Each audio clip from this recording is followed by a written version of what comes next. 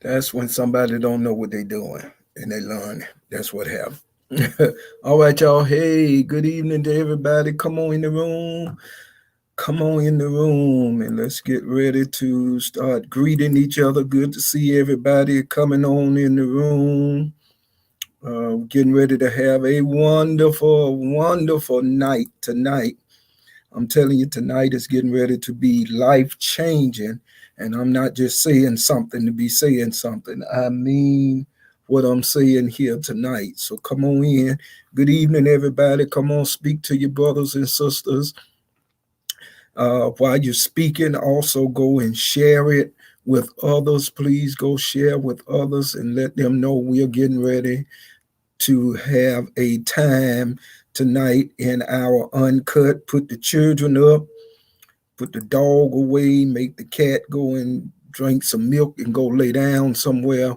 We're getting ready to get down to the nitty gritty tonight.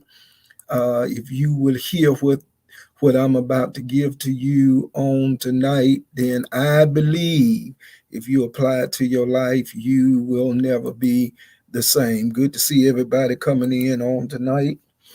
All right, good to see you. Good to see you. Good to see you. Everybody in tonight. All right.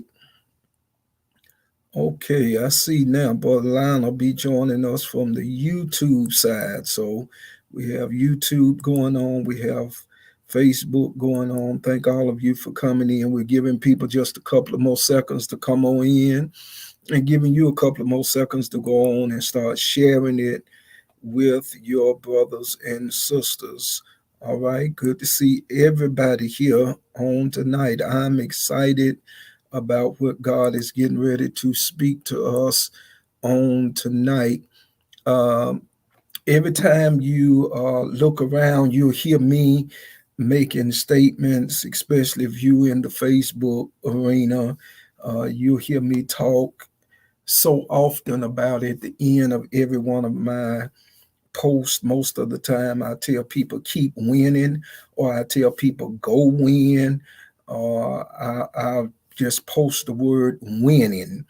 And I simply tell people go win.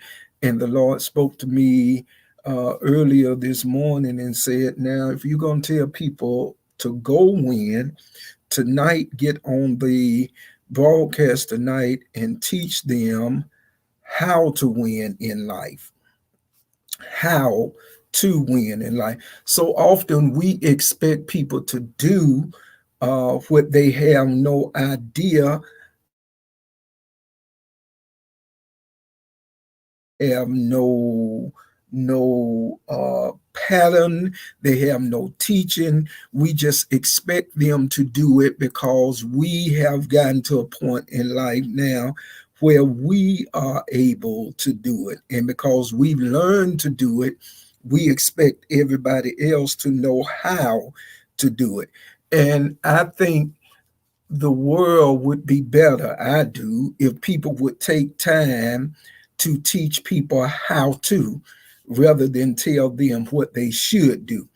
You know, you shouldn't be drinking. Well, if they shouldn't be drinking, can you take time and teach them how not to? You shouldn't be doing this, and that should not be going on in your life.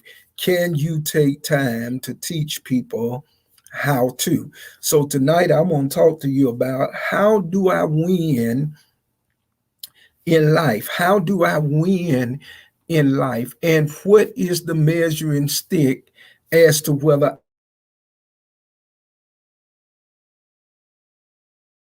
we started this discussion tonight? Uh, I was going back upstairs before I came back to my office, and the Lord spoke to me. And I mean, in a matter of less than 60 seconds, He told me what it is to win in life. And He took my own life and told me to come here tonight and just share a little of that with you so you will understand what is the measuring stick of whether you're winning or not. He took me back to the day when I had to become an adult.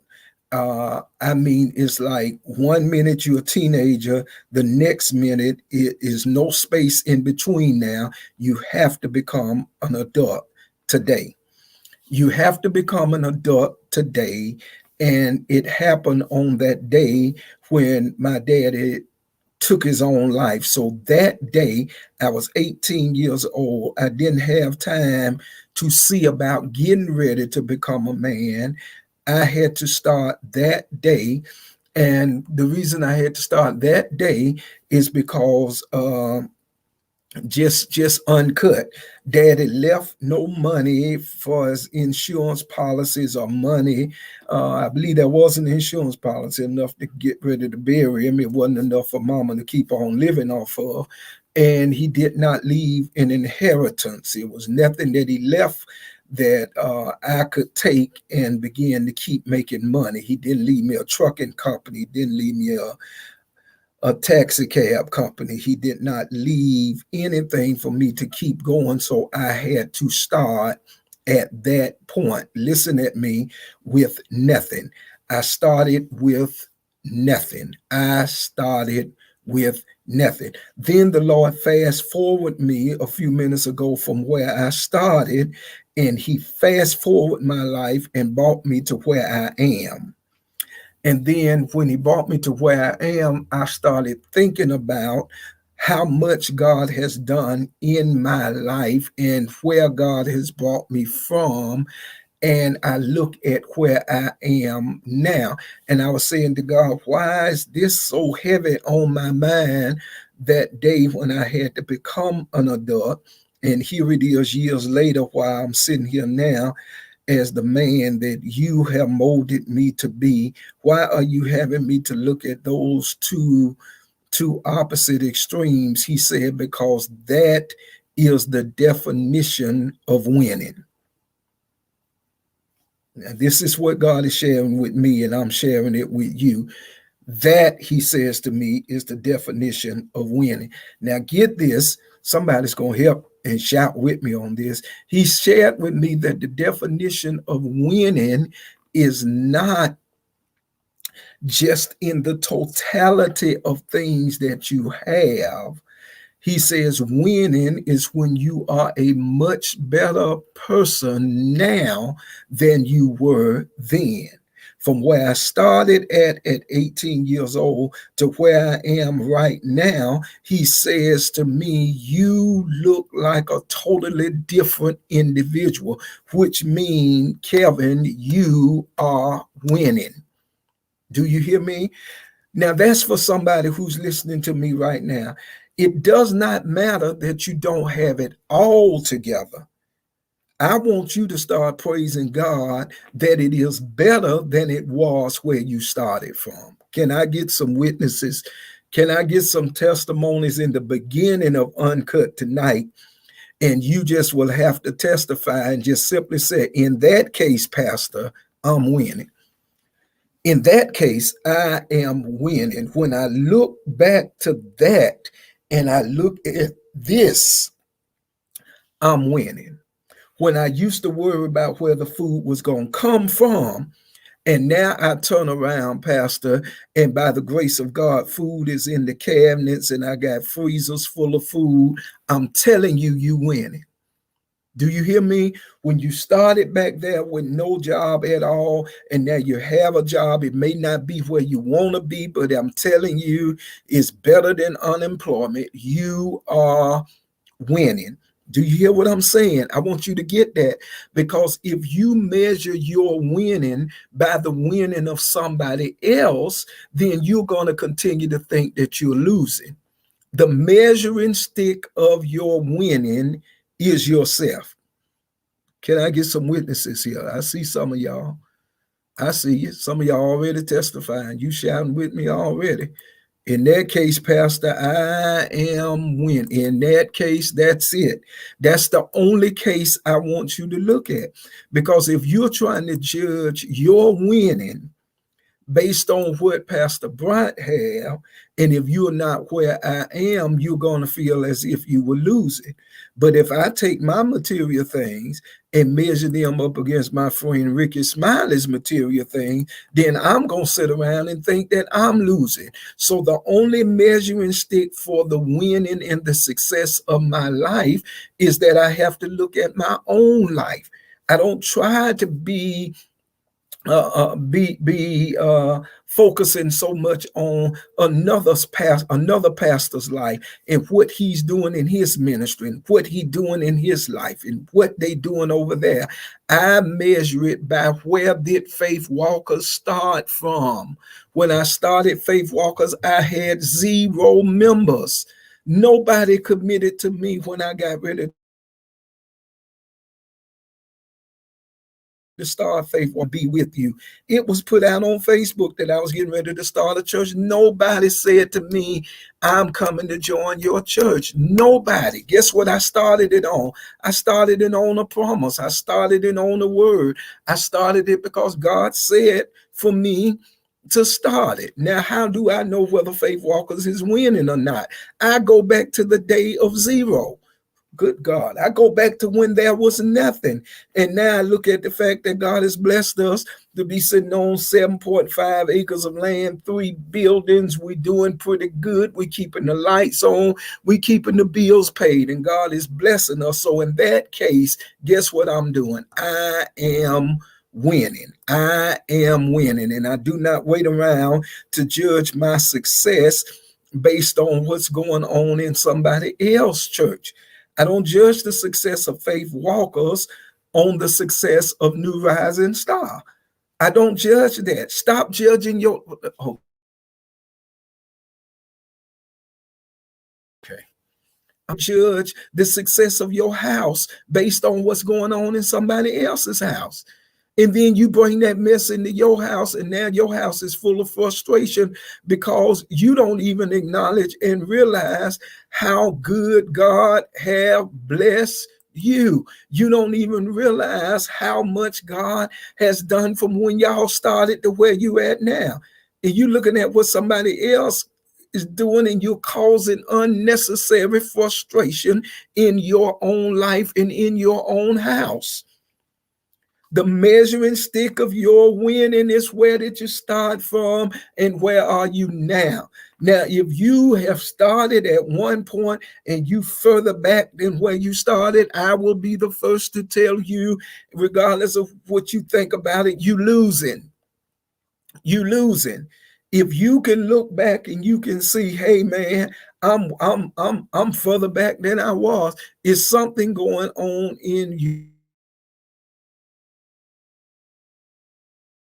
that you're not doing what you need to do to be able to win in life? So I have an obligation for these next few minutes to drop some nuggets to you tonight on how are you going to win in life and how you're going to continue to win. There is the first one. You need to set specific goals.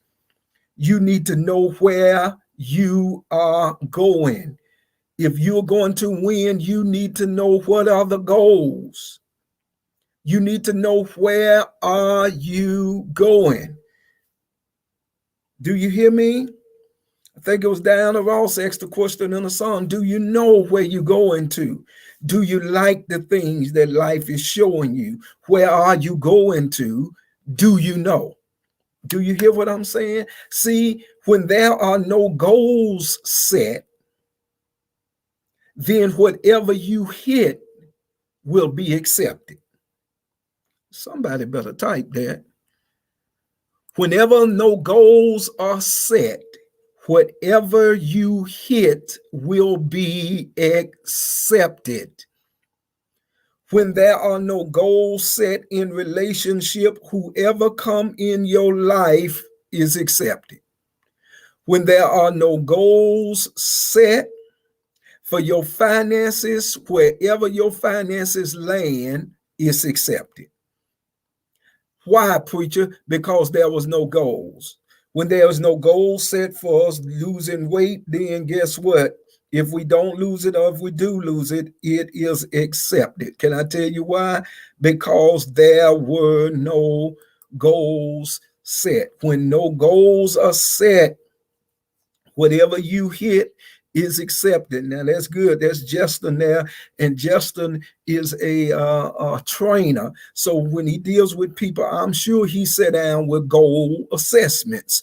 I'm sure when the clients come in to meet with him, which is not me, hallelujah, I'm sure that when he sat down with them, he want to know from them, what are your goals? What are you trying to achieve? What are you doing? Why are you trying to achieve these goals? Because all of that plays a factor in. If you're trying to lose weight to catch somebody, and you mess around and you lose the weight and you don't catch them, you getting ready to blow back up again, because the goal you set was for somebody else and it was not for yourself. Come on now. You got to set the goals, and you need to be able to know, where are you going to in life?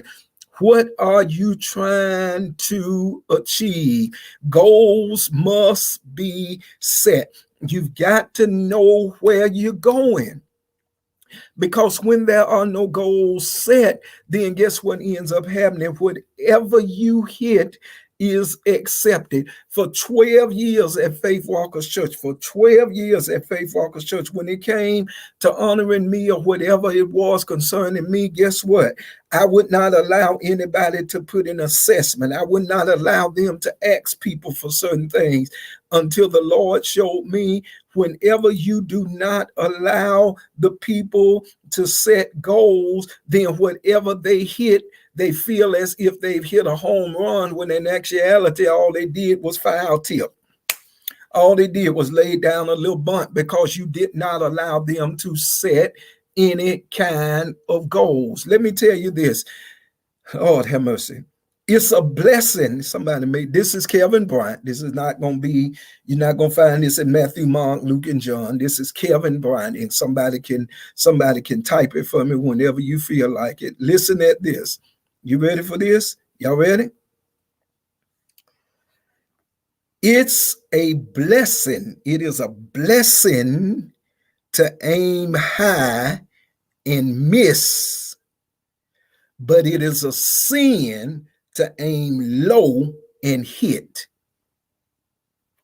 That's from Kevin Bryant, 14th chapter, 17th verse. 14, 17 verse. It's a sin. It's a blessing to aim high and miss, but it's a sin to aim low and hit. It's a blessing that I was aiming for the stars. I was aiming for the moon, and I landed among the clouds. That's a blessing, because guess what? I'm still on high ground because I set a goal. But it's a sin to aim at nothing, and that's exactly what you hit. You hit nothing. Because where there is no goals, there is no preparation, there is nothing that's going to even point you or move you in the direction of your goals. It's because you set for nothing. Stop setting for nothing. Right now, start even setting a goal on how much money you believe in you're going to make this year. Set the goal. Do you hear me? I'd rather you set it and come up a couple of $1,000s short than for you not to set it and don't even realize how good you could have performed this year because you set no goals at all. Whatever you accept, you do not have a right to complain about. Somebody better type that.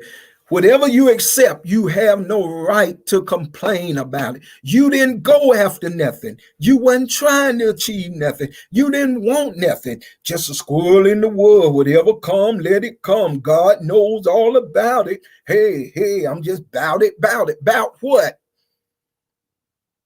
What are you going after? What are you trying to achieve? If you're going to win in life, you got to know, what in the world am I going after? Do you hear me?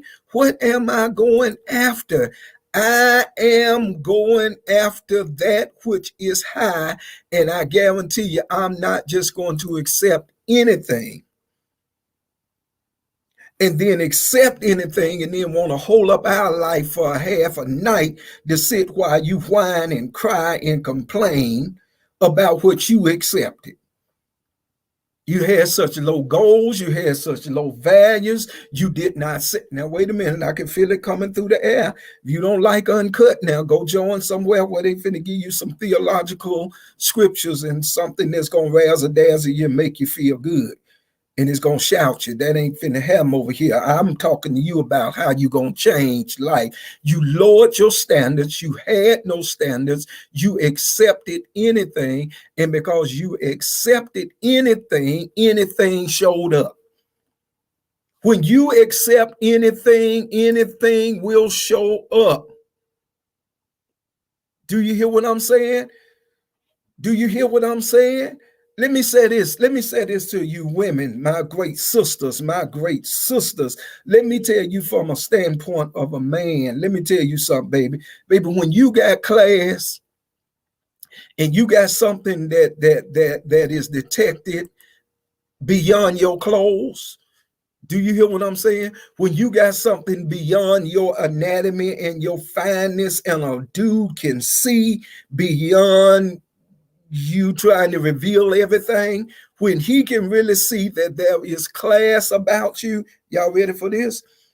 Most of the time, those who look at you and know when there is class and he doesn't have any class, he's going to be very slowful, or he's not going to approach you because he know that you ain't with the manure.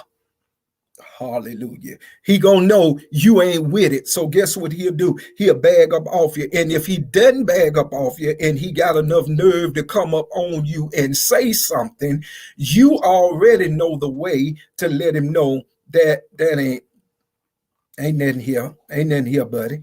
Ain't nothing here. Can I tell you why? It's because you refuse to accept anything, because you know where you on your way to in life, and you know if I'm on my way there in life, I'm not going to be stopped, hindered, slowed down by any and everything. Now, that is not just true.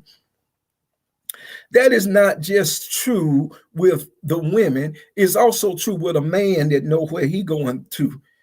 That's true with a man that know where he going to in life, because you spending all your life trying to become a dime. You working on your dime, swinging from the chandelier.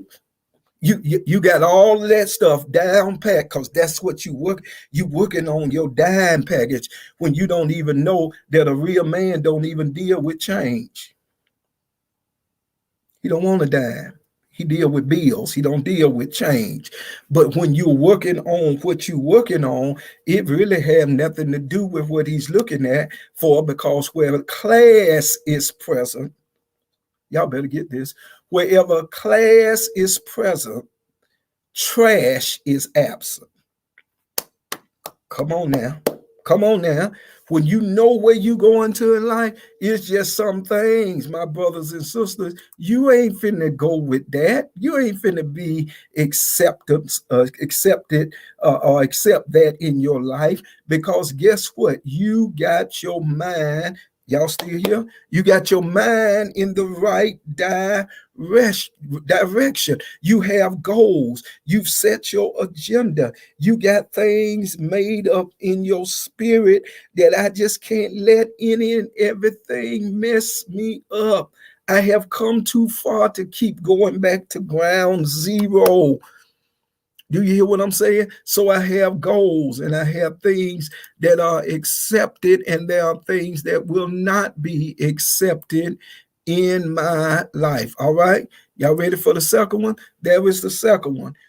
You have to learn to take responsibility for your actions. Come on, somebody. Come on, somebody. If you're going to do it, if you're going to be blessed, if you're going to make it in life and win in life, there's another one. You must accept responsibilities for your action.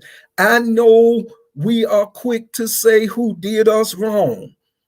We are quick to say why this is going on, why that is going on, why this is going on.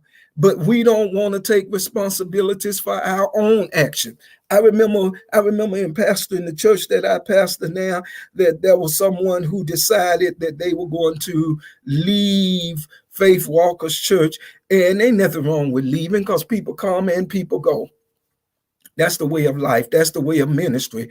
And I teach you one night how to leave a church with some kind of dignity and class about yourself. But they left, and this was their reason for leaving. They are going where they can grow. They can't grow up under my preaching. They can't grow up under my ministry. Now, have you to know that this person who said they was leaving because they could not grow up under my ministry never attended Bible study, never attended special classes that we had. All they did was came in church on Sunday morning and looked around for a while. And after they looked around for a while, they never participated in anything, never joined anything, never tried to be a part of our ministry. And they left as if you're slapping me in the face, as if I can't teach and help people to grow. It's not that I can't teach and help people to grow. The problem is you don't want to accept the responsibility of your absence. You don't want to accept the responsibility that you applied yourself not one bit to grow where you was. So you figured that you was getting ready to outgrow me. You didn't outgrow me. You never attended where the word was being disseminated. You hear me? People don't want to take responsibilities for their own actions. They always want to look around and they want to make excuse and they want to say who did what to them. My question to you tonight is not what did they do to you, but what did you do after it was done to you? Good God Almighty. What responsibilities did you take? Did you sit down? Even when that person said that they couldn't grow up under my ministry, I took a self-evaluation and asked myself and evaluated myself in my preaching and my teaching. And I had to come to the conclusion I'm not an excellent preacher, but I know I'm not the worst preacher, so you're not going to insult me and make me feel bad because you just got itching ears and you ready to turn to fables rather than somebody telling you the truth. You don't want to take the responsibility for yourself. Some of the sickness that have come upon us, we have to take the responsibility. It's our fault. Everything just wasn't placed on us. Everything just wasn't put on us. Some of these things that are a part of our life right now, can I tell you why they are part of our life? It's because we don't want to take responsibility. Yes, the marriage failed. It didn't work. But have you taken any responsibility for the failure of it, or was it all on somebody else? It's going to always be all on somebody else when you have become a professional of grading your own paper and can't nobody tell you or rebuke you and show you anything wrong as it concerns you. Do you hear what I'm saying? When you cannot take rebuke or correction from your friends or somebody trying to show you what was your responsibility of it, yeah, you want to hang out in the streets all the time. You want to run and you want to get married benefits, but you want to live the single life. Lord have mercy. You want to get the benefits of being married, but you want to club every night. You want to hang out in the street every night. And then whoever you with get to a point where they just absolutely tired of it. And when they get tired of it, then guess what they do? They get up and they get ready to leave. Now you want to turn spiritual and talk about what the devil did. You ain't talk about the devil at ladies' night. You ain't talk about the devil when you went out and hung 2 and 3 nights with your girlfriends and you can't go across the street with the one that you with. You cannot talk about the devil, brother, when you took your money and spent it on everybody else in your family and home suffering. Come on now, that ain't the devil. That's your actions. It is your actions. Some of y'all, boy, I done got in the zone. Some of y'all trying to be so spiritual. Make me sick with that. You so spiritual. It's shakada. You always in the spirit. You always in the spirit. And people that know you know it's so much jacked up stuff about your life, it doesn't even make sense. It doesn't even make sense. You are so spiritual for the people that do not intimately know you. People that intimately know you, they know that there are cracks in your pot. They know that there is failure in that. Look at you, you're getting offended. You want to lead, don't you? I know you want to lead. It's because you don't want to hear that there are cracks in your pot, and God is trying to give you some teaching and preaching that'll help to smooth the pot out and fix the leaks of your life. You just want everybody to talk about how good you are. You want everybody to talk about how fine you are, and you're trying to appear to be so spiritual, but there are so many cracks in your vessel. Okay, I just heard what you said. Keep on talking through this screen. I keep talking right back at you. I hear what you said. Well, I'm better off than other folk. There you go with the wrong assessment again, because the only measuring stick that you should be using is yourself. You shouldn't be looking at anybody else. Absolutely, there are some people who you beat in some morality, in some moral ways, but you don't even realize, unless I tell you, it's some folk that beat you. It's some folk that got you beat. What you trying to perpetrate with, them people are living it out every day, each and every day. And the enemy want you. That's why he got me in your life, for at least for the night. The enemy want you to feel as if you got it together. And I have come here tonight to tell you some things you lost in life and some stuff didn't work out in your life. It was your fault. It was your fault. I know you want to put the responsibility on some other people, but there are some battles that I lost ain't had nothing to do with nobody else. I lost them myself. Some things I come up short in, I can't put the blame on nobody else. I jacked that up myself. I jacked that up myself. I sabotaged that myself. I ain't know how to shut up, ain't know where to be quiet. I just kept on because I had something to say. I'm gonna say it and let the chips fall where they may. Whatever happen, let it happen. I'll be all right. You understand? We don't want to do it. We don't want to do it. We don't want to accept the responsibility. We don't want to say, I messed it up. It could have worked. That could have been good. That could have been better. But guess what? I messed it up. And guess what? I'm going to mess up something else, because guess what? I don't want to take responsibilities for myself. It's always somebody else. It's always somebody else. Pastor, they don't like me. They against me. They trying to destroy me. They did. Pastor. And I'm sitting there saying, I'm waiting for you to shut up. You give me a break, I'm gonna tell you the problem. If you shut up for a few seconds in this session, I'm gonna point you straight in your face. And I doubt if we have session 2, because you ain't gonna want to hear this. You the problem. You the issue. You so aggressive, you know everything, can't nobody tell you nothing, you got it all together, you know it all, and people get tired of those kind of spirits and they don't want to deal with it no more. And you don't want to take responsibility. All right? Another way you're going to win in life, you're going to have to learn how to form, and we're going to have to learn how to form winning habits. Winning habits. Habits, things that we do every day. It's a habit. It's a habit. It's a habit. It's a habit. I do it there. I do it this day. I do it that day. I do it the next day. Why? Because those are habits of mine. And what I'm doing is I'm not forming bad habits. I want to form some winning habits. Do you hear me? I want to form winning what? Habits. Again, Justin, with the workout and with the exercise, he's going to teach people about certain habits, certain things I want you to do every day. If it's squats, I don't care what else exercise you do you 25, 50 squats a day. Do push-ups. Make it a habit. It's a winning habit, and make it a habit every day. Let me say this to you. Whatever you consistently do will become a habit, whether good or bad.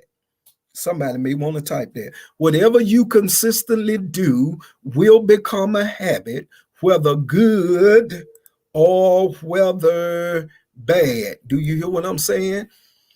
So when you are trying to win in life, you have to create and you have to form some winning habits. One of them is early in the morning will I seek thee, O God. Fix your prayer life. Make prayer a habit. Make it a habit. Make thank you. I appreciate you.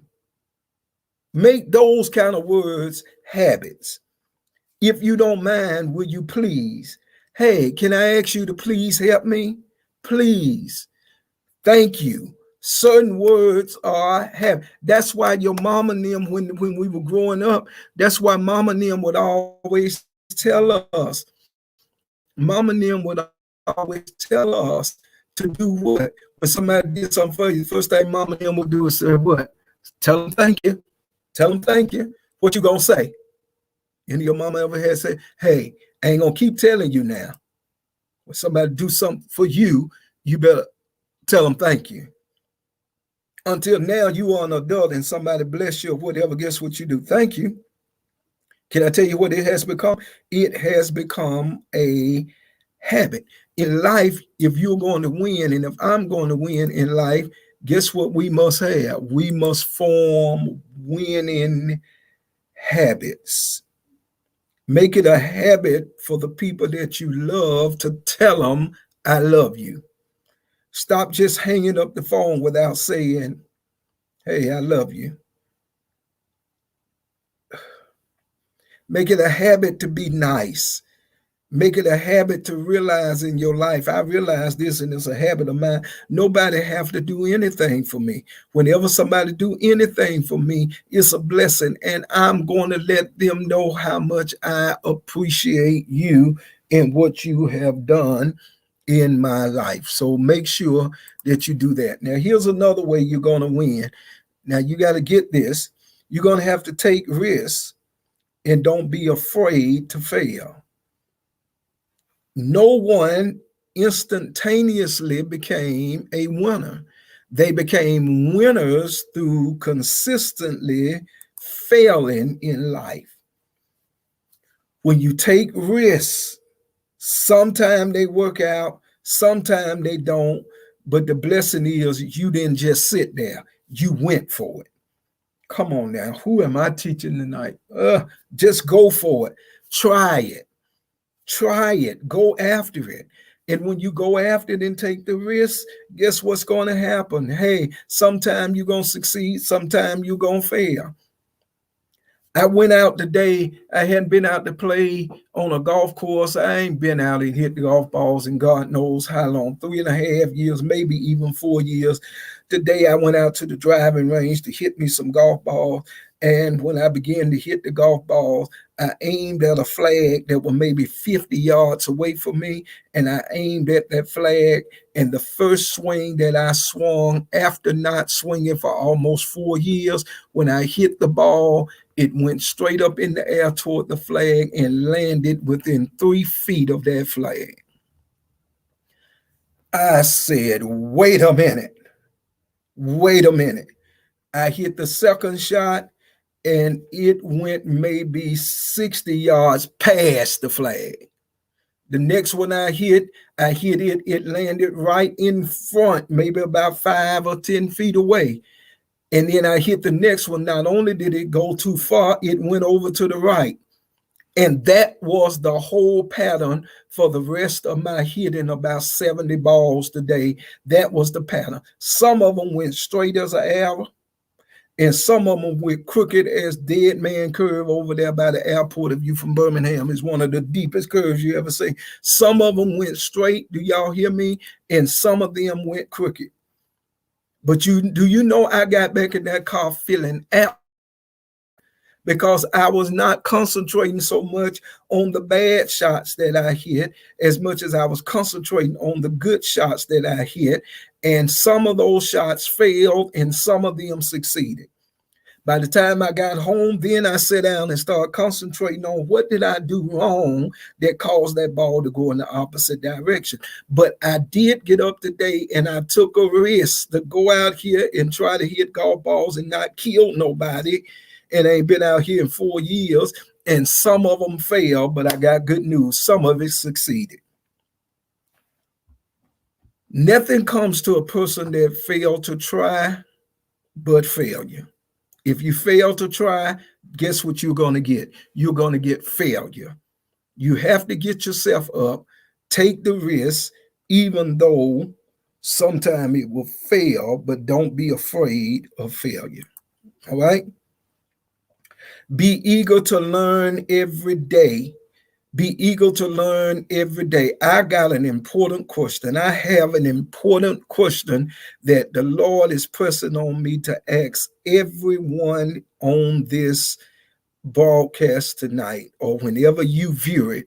This question you must answer yourself. You ready? Who's your mentor? Who is your mentor and why?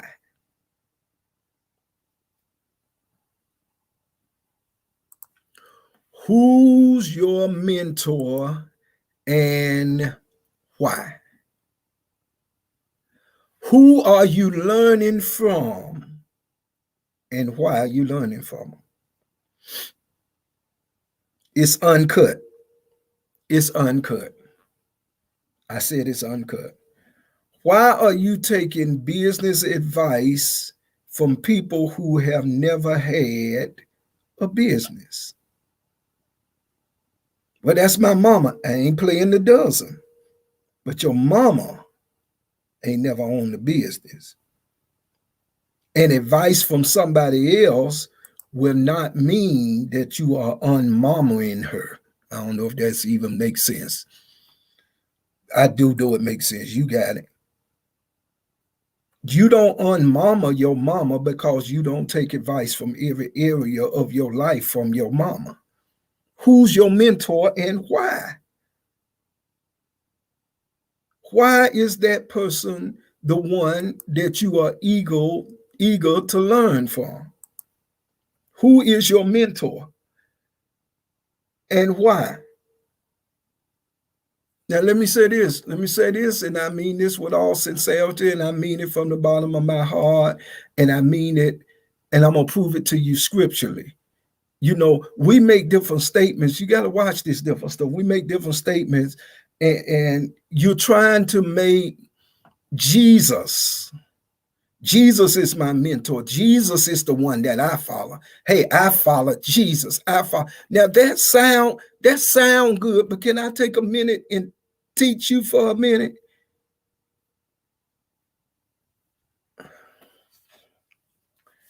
God has placed in the world that people are supposed to pour into the life of other people. And talking about what God gonna do and what Jesus gonna do.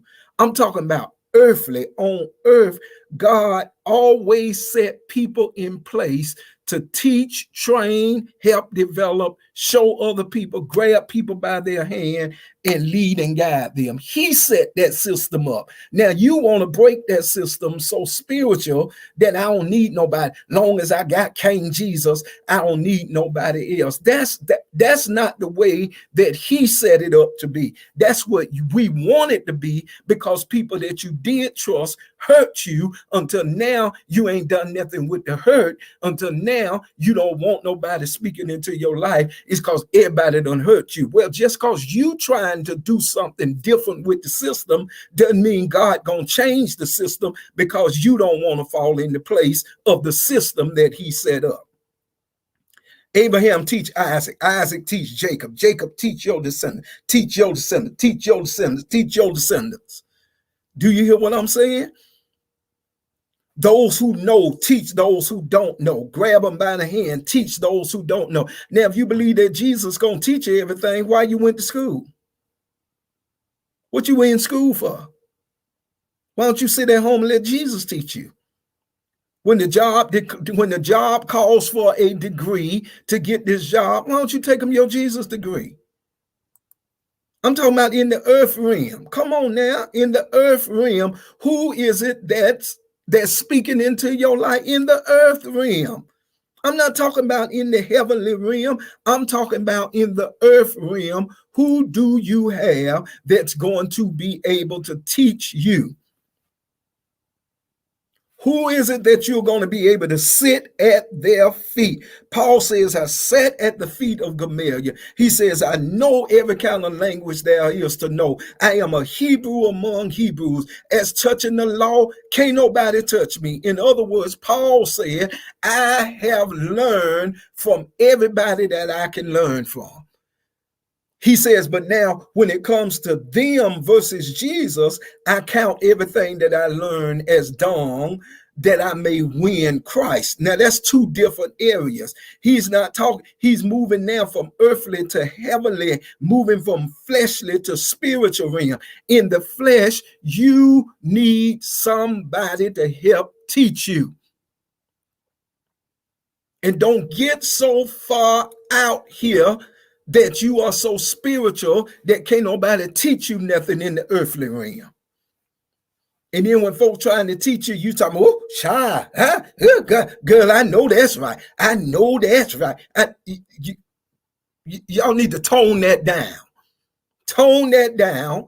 Quiet down. Let somebody teach you. Let somebody help develop you. Let somebody help lead you. Submit yourself up under somebody.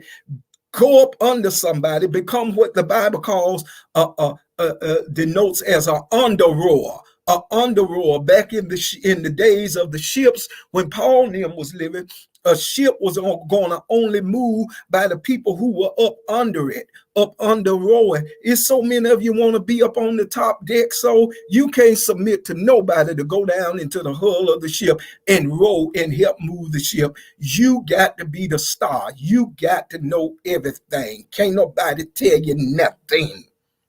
You got it all together. You got it all together until you are absolutely out of the order and out of the will of God, and can't nobody even tell you. And you have nobody that you can show. You got preachers today, and I'm gonna say this and I'm gonna move on. You got preachers today who are seeking a pulpit with no pedigree. Don't show me so much who you over till you can talk to me about who you under. You leading so many folks. You on a stage. You did. Who are you really submitted to? And then the next question is, why are you submitted to them? Are you submitted to them because they have a large stage and you think that if you get to know them and pay money to them and unite with them, it'll get you to the larger stage, so therefore you pay your way up and you don't pray your way up? Teach, Brian, whether they want to hear it or not. Teach, man. Teach, Brian. Are you paying your way through? You know you want to rub elbows with certain people because you think certain people can pull certain strings for you. Let no man say that he has made you rich. Let no man be able to put his hand on you and say you never would have had it if I didn't open the door and bless you. I don't ever want to be in that position. I want God to take me as high as he wants me to go. You hear what I'm saying? Because you don't want to go higher than your integrity. Don't let your gift take you where your integrity cannot keep you.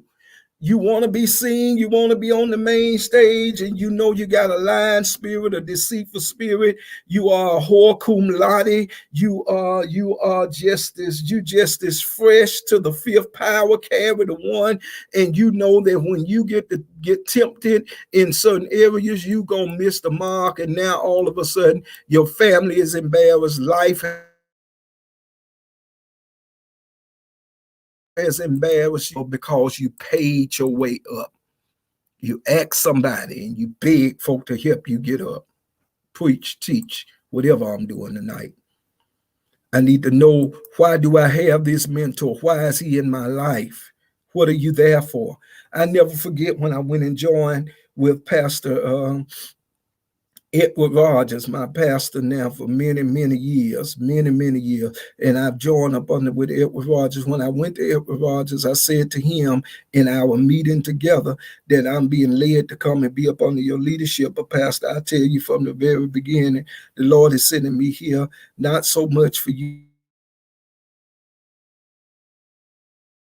to develop me in pastoring and how to care and love and take care of people.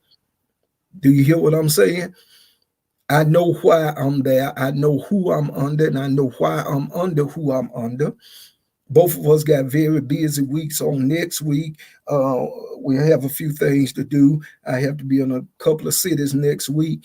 And this week, we took advantage of the fact that we're both in town and we've had breakfast together at least 2 times, 2 to 3 times this week already, where I can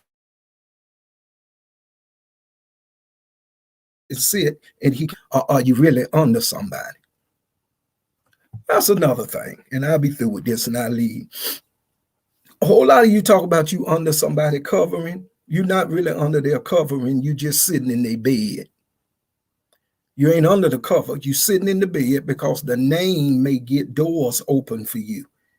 And you want to sit in the bed so if you can conveniently use my name, it may open some doors for you. That's one reason you're just sitting in the bed.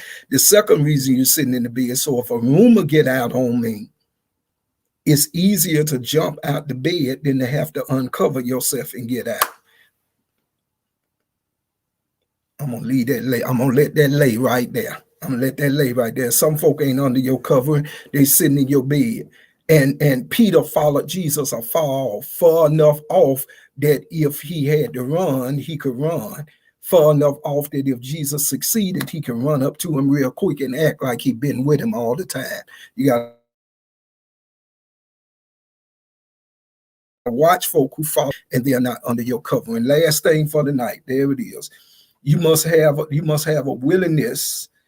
You must be willing to work harder than others. You got to. If I'm gonna win in life, I gotta work harder than others. That's why Kobe Bryant would come in the gym before time, and that's why Larry Bird would stay after time, and Larry Bird would shoot close to 300 free throws after practice is all over. Why? Because I want to be different, so I'm going to have to work harder. If you want to be ordinary and you want to stay ordinary, then guess what you can do? You can just keep on doing what you're doing. And while you doing what you're doing, guess what you're going to do?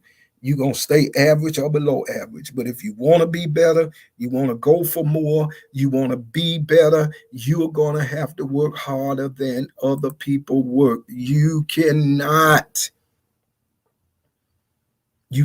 win in life and you keep walking around wanting to be ordinary. You have to be willing to work harder than others. When other folks are trying to get in bed by 8, if you get in there by 10, 10:30, that's good. Guess what you did? Work 2.5 hours more than them.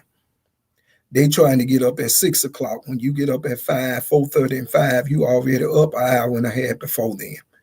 You done stayed up 2 hours later, you up an hour earlier. You already beating them in life by 3 hours if you just keep working. Keep working hard. And I'm a witness, it's gonna pay off if you learn how to keep working hard. Hey y'all, I don't know nothing else to tell you. I'm like Cedric the Entertainer. I don't know nothing else to tell you. I done told you everything I could tell you tonight. If this word has blessed you tonight, come on, let's give some hearts, some thumbs. Let's give some comments. Come on, give some comments at the bottom of the page. If it has blessed your life, come on, thumbs and hearts and comments and all that good stuff. I enjoyed teaching this word to you tonight. I pray that this word has literally blessed your life. You're welcome. You're welcome. You're welcome. I want you all to win. I want you all to be blessed. I want you to win and I want you to be blessed. Hey, Ms. Ann. All right, I'll be calling you after broadcast and I settle down for a minute. I need to talk to you. All right. All right. God bless you all. Hey, this has been a wonderful night. I just enjoy every time I get an opportunity to teach to you. I want you to win in life. It is not enough if the pastor is winning and the congregation is losing. That's not good.